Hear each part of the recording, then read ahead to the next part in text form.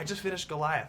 Cool. I loved it. Diana Hopper's one of my best friends. Oh, Diana's great, isn't she? She's amazing. She was good in that, wasn't she? Really good. Some of my favorite scenes are when I was with her. Yeah, she's terrific. Really terrific. I love her, Diana. Yeah.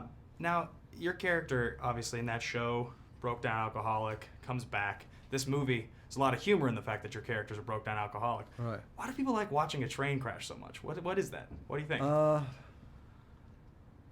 Well, I'm sure that everybody's had their train crash of some kind. Sure. You know, whether it's alcohol or otherwise.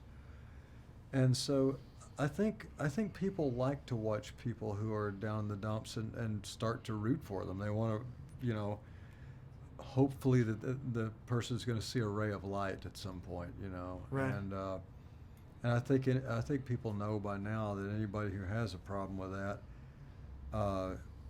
you know, there are reasons for it, you know. And like even in this, even though it's a comedy, you know, the heavy part of it is the mother character is in this, and once you see who his mother was and what kind of life he led, it's like no wonder he's like this. It's pretty sad. It's a pretty sad movie. Sad. He's a sad guy, and he's cynical about society. Why wouldn't he be? You know.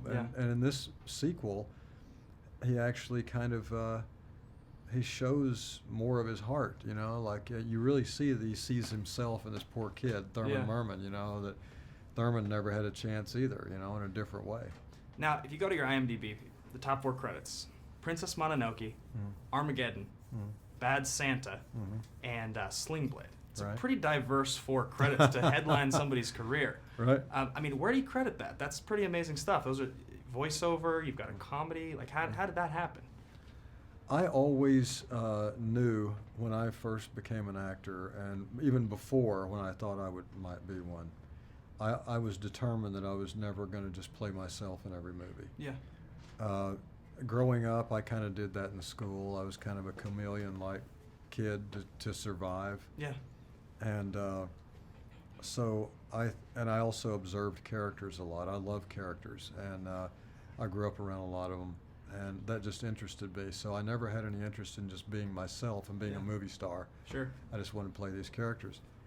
And I think, you know, what you try to do as an actor is convey to people the life and the vibe and the essence of some character, and you have to be good with your observational powers in order to do that. And you know, my heroes were people like Peter Sellers and Alec Guinness and people like that. You know, most people, you know, they have their standards like Brando and Spencer Tracy and stuff, and I love those guys too, but I really wanted to be an actor who played a lot of different roles, and Duvall was one of my heroes, and Duvall always tried to do that. Amazing. Final thought.